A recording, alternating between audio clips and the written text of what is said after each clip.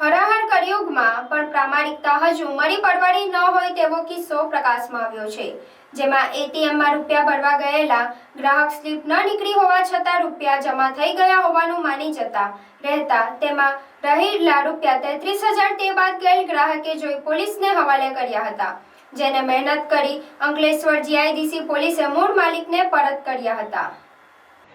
સુરત ગ્રામ્ય જિલ્લા વિસ્તારમાં મિલકત અને વાહન ચોરીના ગુનાઓ અટકાવવા તેમજ બનેલા ગુનાઓ શોધી કાઢવા માટે પોલીસ મહાનિરીક્ષક પ્રેમવીરસિંહ અને પોલીસ અધિક્ષક રાજેશ ઘડિયાના માર્ગદર્શન હેઠળ એક ખાસ એક્શન પ્લાન તૈયાર કરવામાં આવ્યો હતો।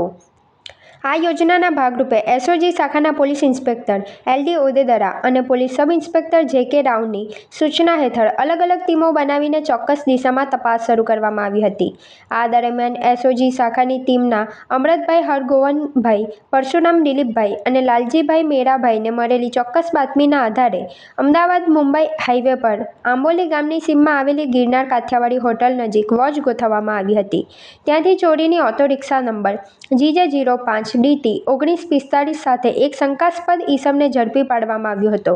પકડાયેલા આરોપી વિરુદ્ધ કાયદેસરની કાર્યવાહી કરી તેને કામરેજ પોલીસ સ્ટેશન સોંપવામાં આવ્યો છે।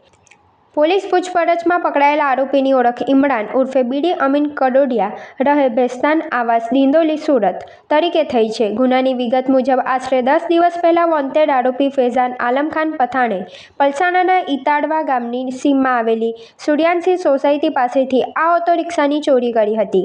ત્યારબાદ તેણે આ રિક્ષા આરોપી ઇમરાનને વેચવા માટે આપી હતી, જે રિક્ષા સાથે ઇમરાન હાઈવે પરથી પકડાઈ ગયો હતો। પોલીસે રૂપિયા 1,50,000ની કિંમતની ઓટો રિક્ષા કબજે કરી છે। પકડાયેલો આરોપી ઇમરાન ઉર્ફે બીડી કોઈ સાધારણ ગુનેગાર નથી, પરંતુ ખૂબ જ રીઢો ચોર છે। તેની પ્રોફાઇલ તપાસતા સામે આવ્યું છે કે તેની સામે અગાઉ કામરેજ, કડોદરા જીઆઈડીસી, કીમ, લાલગેટ, સરથાણા, મકરપુરા, પાંદેસરા અને વરાછા જેવા વિવિધ પોલીસ સ્ટેશનોમાં વાહન ચોરી, છેતરપિંડી, અપહરણ અને પ્રોહિબિશન સહિતના કુલ 20 જેટલા ગંભીર ગુનાઓ નોંધાયેલા છે। આ ધરપકડથી પલસાણા પોલીસ સ્ટેશનમાં ભારતીય ન્યાય સંહિતા 2023ની કલમ 303(2) મુજબ નોંધાયેલા વાહન ચોરીના ગુનાનો ભેદ ઉકેલાયો છે।